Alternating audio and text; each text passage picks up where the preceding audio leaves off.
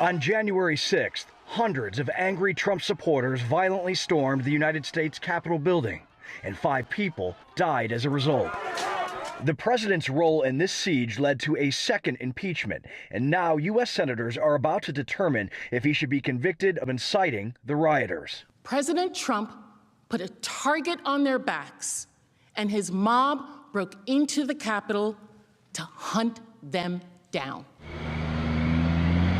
On Main Street America, in the shops, on the sidewalks, the neighborhoods, and town squares, people are paying attention. The last 12 months, quite frankly, Washington, D.C. has been more of an unwelcome distraction.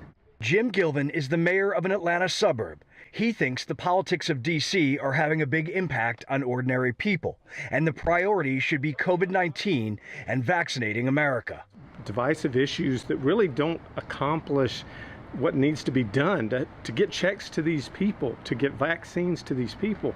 Anything else other than that isn't helping us on a local level. In Georgia's capital of Atlanta, amid towering skyscrapers, taxi driver David Matthews says he doesn't believe politicians care about him. They just spin our wheel and just keep giving us stuff to be entertained with. So I guess they feel like we'll be entertained by watching an impeachment trial. Squeeze it off when you're ready, right on the center of the target.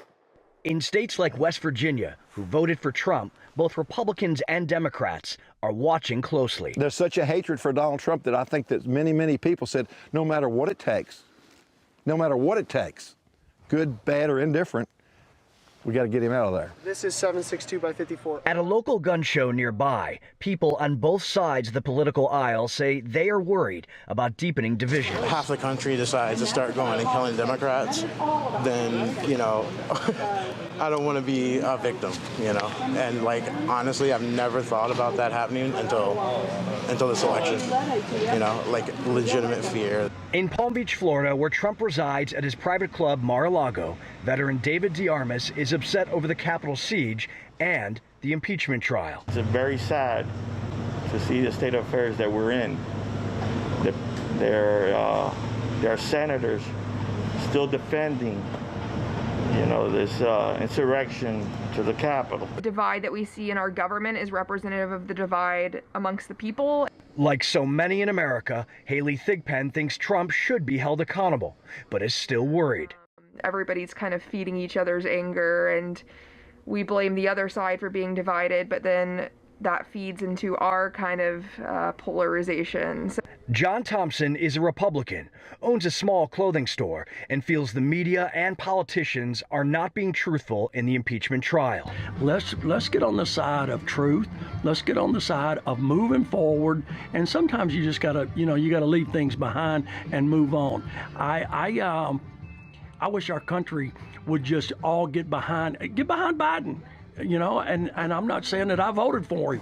Trump's lawyers and many Republicans say that this trial is unnecessary, some even saying it's unconstitutional because he is not in office anymore and cannot be removed.